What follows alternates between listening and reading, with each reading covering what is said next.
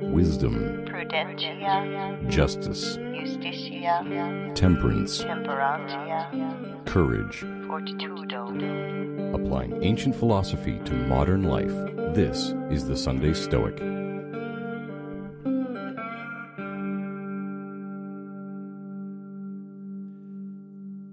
Hello to the Sunday Stoic congregation. This is Steve. Thank you for joining the podcast today.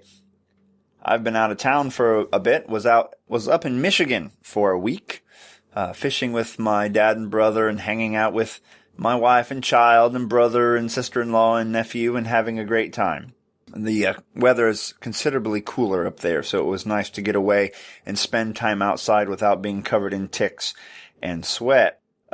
Today's episode will revolve around an email from Rohan, which I think is an important email. He found something online called the 10 Commandments of Logic and wanted a little bit of help interpreting those 10 Commandments. Now, I am not a philosophy major, but I am Steve the science guy. I am a science major, right? I have a master's degree in evolution and systematics, and I've got an interest in this sort of thing, and I will do my utmost to interpret them according to my understanding. So Rohan says, I hope you are good. I was scrolling through Reddit and found the picture attached. I couldn't fully grasp the content in it. I was hoping you could do an episode of a 15-minute explainer on it. Either way, thanks a lot. You've been doing good work.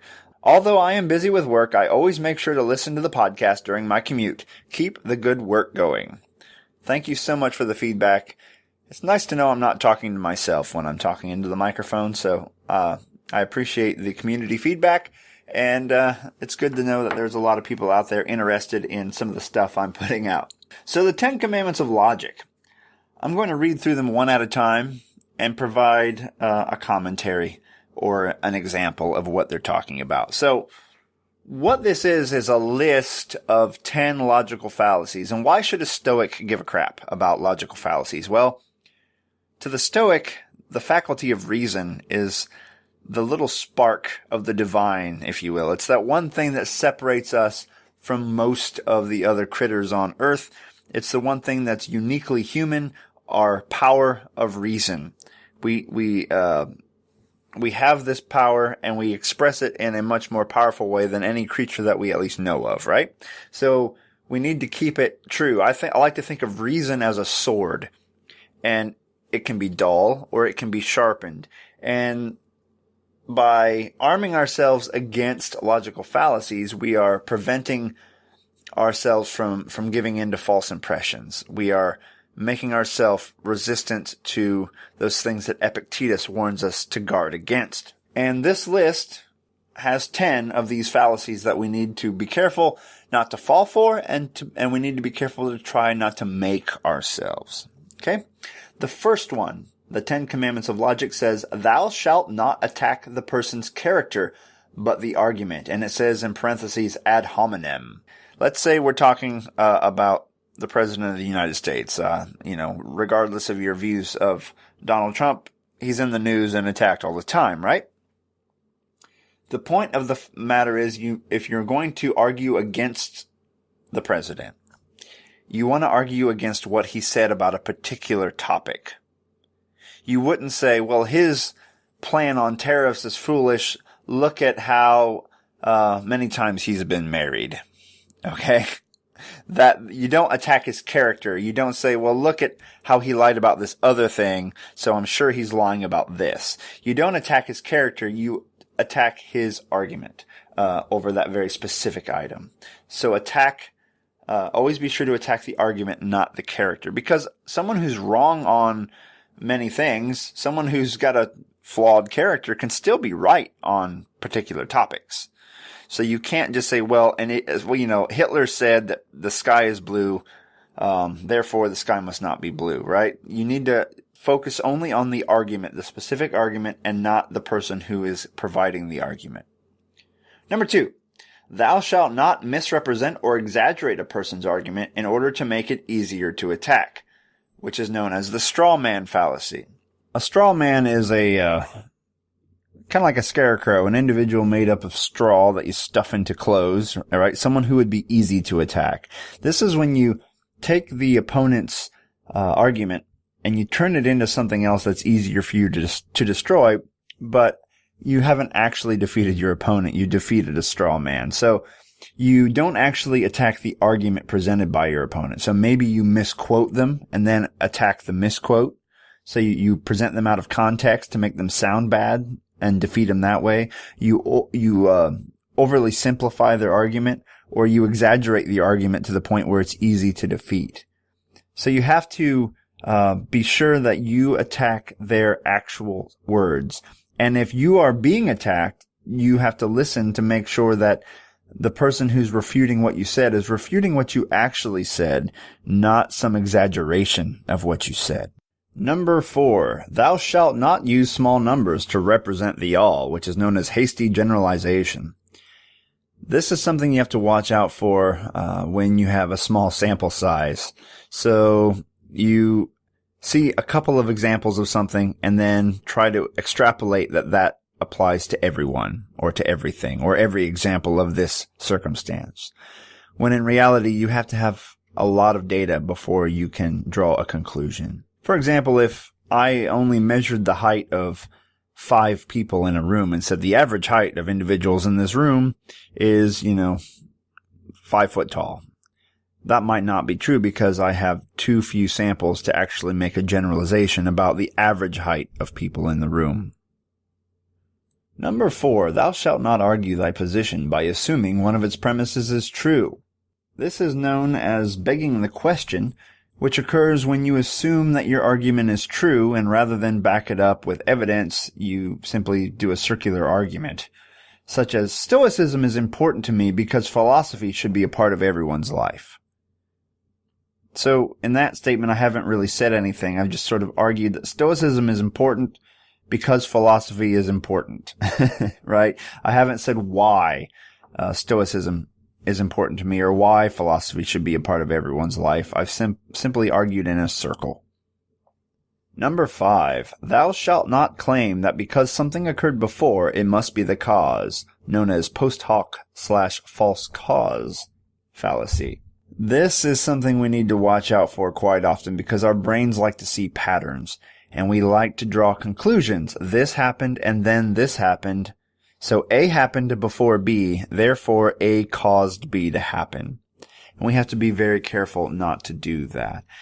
Simple examples of that are, I wore my red shirt to the soccer game, or the football game for my international listeners, and therefore our team won, therefore my red shirt caused the team to win. Or, the government implemented this new policy and then teen pregnancies went down, right? So did the new policy cause that trend, or was there something else at play here? Just because A happens before B does not mean that A caused B to occur. Number 6, thou shalt not reduce the argument down to 2 possibilities, known as the false dichotomy. This is when you split up a nuanced argument into 2 choices, which is not really realistic. You're either with me or you're against me. The government should feed all the poor or let everyone starve, right? The government should take everyone's guns away or give everyone a free gun, right? These are your 2 choices. Pick one, which is not how reality functions. Number 7, thou shalt not argue that because of our ignorance, a claim must be true or false. This comes up a lot in discussions of science and creationism. When someone might say, well, you can't explain how life began, therefore Zeus is real. Right? Just because you don't know how this works, therefore this completely opposite and highly complex explanation must be true. Just because you don't know if your refrigerator light is on when you shut the door, it must mean there's a gnome living inside your refrigerator that turns the light on and off when you open the door. We can't use our ignorance to justify a claim. Number 8, thou shalt not lay the burden of proof onto him that is questioning the claim, known as the burden of proof reversal. This is another common one. You can't prove that God doesn't exist, which is also a logical fallacy in that you can't prove a negative, right? But the burden of proof is up to a person making a claim. Zeus exists. Okay? If you are making that claim, it is up to you to provide the evidence to that claim. If I came up to you and said, hey, there's a unicorn in my garage, it's up to me to prove that point. It's not up to you to prove me wrong at that point, right? If you are making a claim, the burden of proof is upon you to provide evidence for that claim. Number 9, thou shalt not assume this follows that when there is no logical connection, or the non sequitur fallacy. This is when you make an argument like, well, if you take prayer out of schools, then everyone's grades will suffer. Or if you take prayers out of schools, then pretty soon teen pregnancy will go up. Or whatever your argument might be, you take two separate events and you attempt to mash them together in an attempt to show that one will lead to the other. And without any evidence for that, it's a logical fallacy. If you say if you drink before you drive, you have a higher likelihood of crashing, you can provide evidence for that. But to make the statement without any further evidence is a logical fallacy. And number 10, thou shalt not argue that because a premise is popular, it must be true, which is the bandwagon fallacy. Well, 20 million people back in the day used to worship Zeus, so Zeus must be real. Everyone says Coke is better than Pepsi, therefore Coke is superior to Pepsi. Everyone voted for this person, therefore that person must be the best candidate for office. That is not how reality works. That is how the masses work, and we all know what the Stoics say about following the masses. Alright, so that is my ill-informed quick attempt at breaking those down, at least the way I understand them. I'm sure there are much better explanations on YouTube and other places online. But it is important for everyone to reflect on these ideas and to try to make sure that we don't use these fallacies when we are arguing, and to be able to catch them in other people's arguments when we find ourselves debating a topic with family or friends.